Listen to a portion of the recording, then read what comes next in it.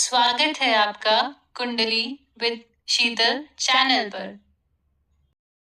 प्यारे दोस्तों, पिछले वीडियो में हमने 1 से 6 भाव तक गुरु का प्रभाव देखा था। अभी 7 से लेके 12वें भाव तक गुरु का प्रभाव मैं आपको बताने जा रही हूँ।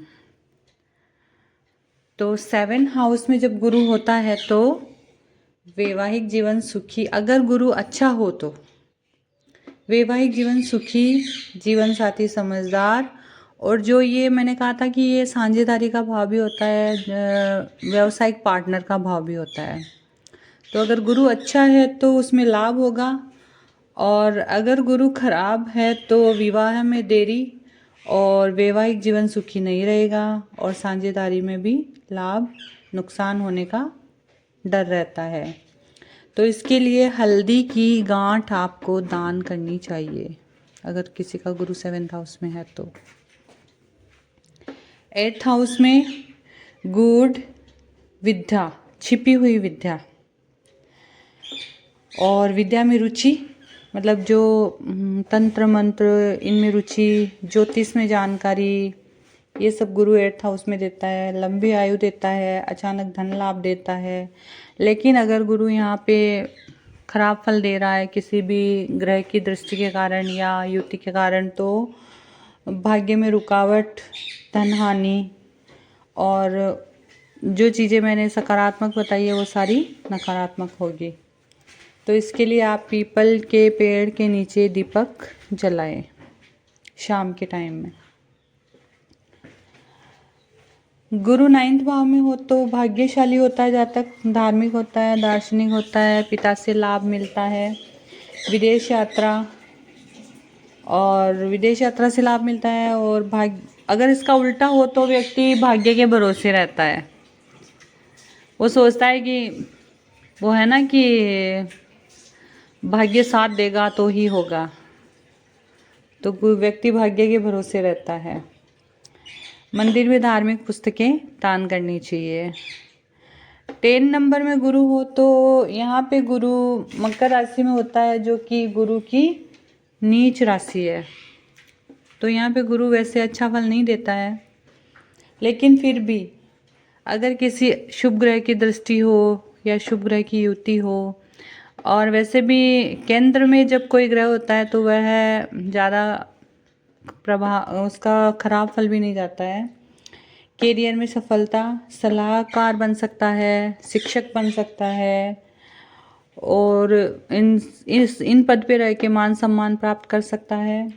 उच्च पद, राजनीति में उच्च पद मिल सकता है।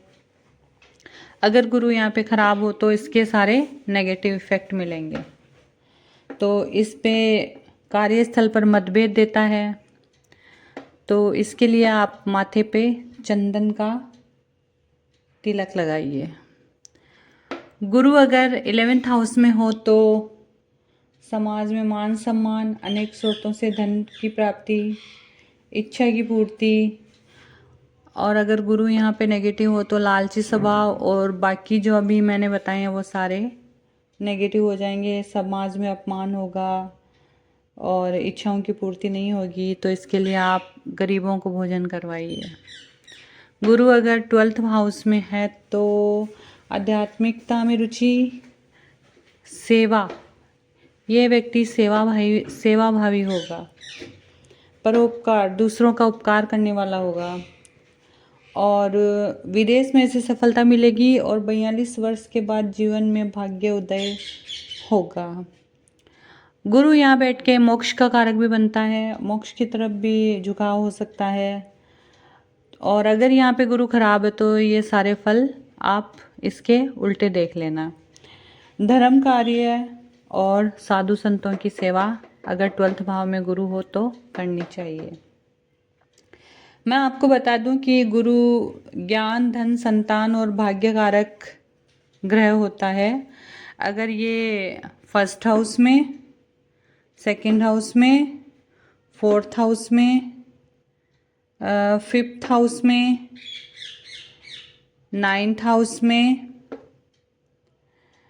11th हाउस में, इनमें हो तो यह शुभ परिणाम देता है, धर्मपरायण और धनी बनाता है।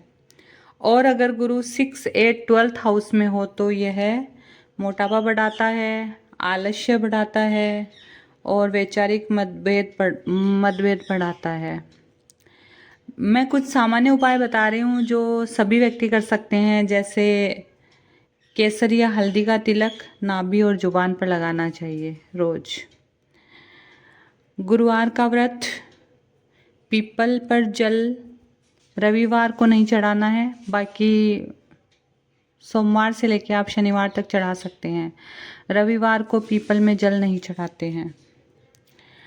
चने की दाल और हल्दी और गुड़ का दान, बुजुर्गों का सम्मान, ये सब आप अपने गुरु को अच्छा करने के लिए कर सकते हैं। और अगर आपको इसका अचूक उपाय चाहिए तो आप रोज विष्णु सहस्त्रनाम का पाठ करिए।